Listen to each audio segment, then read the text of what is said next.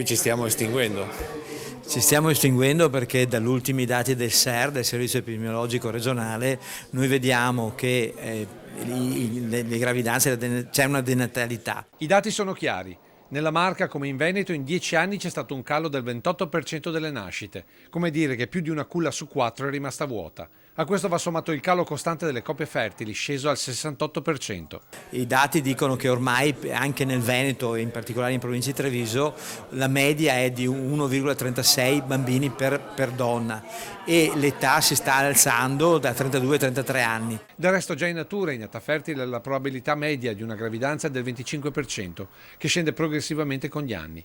Ecco perché su 100 coppie trevigiane almeno 40 si rivolgono al medico per avere un bambino. Ma anche qui c'è una sorpresa. La PMA, ovvero la procreazione medicalmente assistita, ha solo il 23% di probabilità di successo, mentre i successi maggiori sono ottenuti seguendo naturalmente la coppia.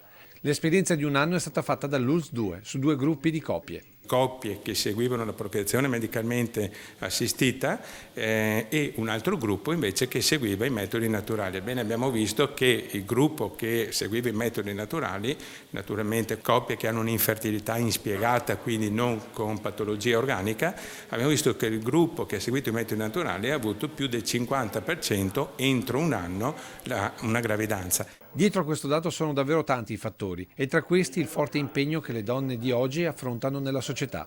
Per questo l'ULSS-2, con il Centro della Famiglia, ha istituito il primo corso per il consulente di coppia con queste finalità. Farà un po' da accompagnatore, da sintesi, in modo che la coppia possa incontrare i vari professionisti. Una denatalità che non verrà coperta con l'immigrazione, perché anche le donne straniere tendono ad avere meno figli. E tra i luoghi comuni da sfatare c'è la natalità di chi proviene dall'Africa. Anche loro si stanno parzialmente occidentalizzando, in che modo? Questo perché cominciano ad avere meno figli rispetto a un tempo.